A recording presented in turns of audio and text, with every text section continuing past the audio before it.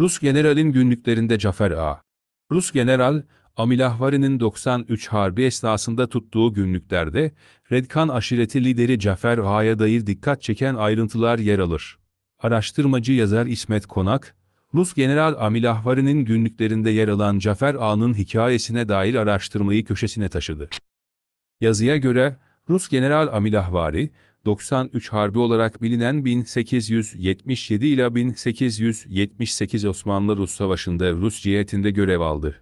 Özellikle Ağrı'nın Diyadin, Doğu Bayazıt ve Eleşkirt ilçelerinde vuku bulan çarpışmalarda adı öne çıktı. Söz konusu çarpışmalara dair günlük tutan General Amilahvari, günlüklerinde sıkça Kürtlerden de bahsetti. Generalin günlüklerinde dikkat çeken isimlerden biri de Redkan aşiretinin lideri Cafer Ağa'dır. Günlük, 1908 yılında Tiflis'te Kavkazki Spornik adlı derlemenin 28. cildinde yayımlandı. Yazıda araştırmacı çevirmen Fırat Sözer'in derlemeyi yakından incelediği ve araştırmasında önemli ayrıntılara yer verdiği belirtildi. Haberde, Sözer'in Cafer Ağa'nın hayatı hakkında makale hazırladığı, Kürt Araştırmaları Dergisi'nin Eylül 2022 tarihli Kafkas Kürtleri, Tarih, Kültür ve Kimlik başlıklı dosyada çalışmasını okuyucuya takdim edeceği kaydedildi. Cafer Ağa'nın hayatı. Yazıda, Cafer Ağa'nın yaşam öyküsüne dair şu bilgiler paylaşıldı. Şemseddinov Kürtlerinin mühim portrelerinden biri olan Cafer Ağa, namı diğer Goli Cever Ağa, 1806 yılında Revan Hanlığı'nda dünyaya geldi. Hanlık, 1826 ila 1828 Rus-İran Savaşı ile birlikte Çarlık Rusya toprağı haline gelince Rus yönetimi ve Redkan aşireti arasında bir rabıta gelişti. Aşiretin nüfuzlu lideri Hüseyin Ağa'nın Çarlık yönetimiyle papaz olması ve Osmanlı topraklarına göç etmesi sonucu Cafer Ağa, Redki aşiretinin lideri oldu.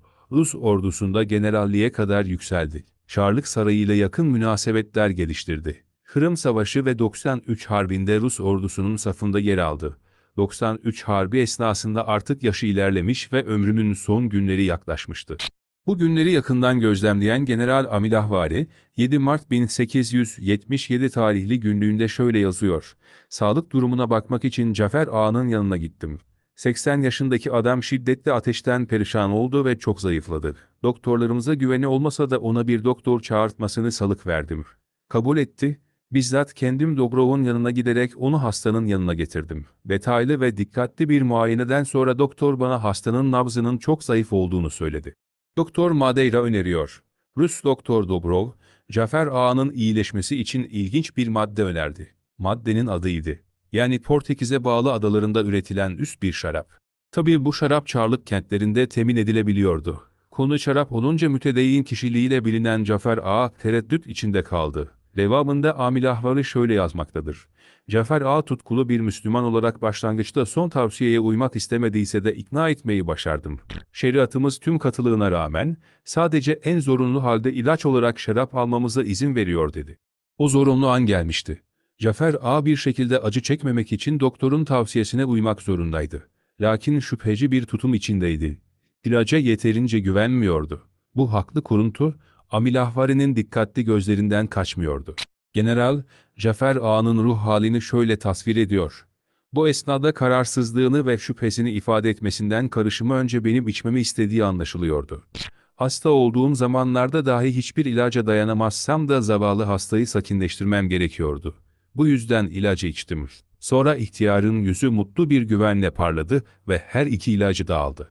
İlaç tedavisi. İlaç tedavisinden sonra Cafer Ağa'nın sağlık durumunda gözle görülür bir iyileşme oldu. Nitekim Rus General Amilahvari, 9 Mart 1877 tarihli günlüğünde şöyle yazıyor.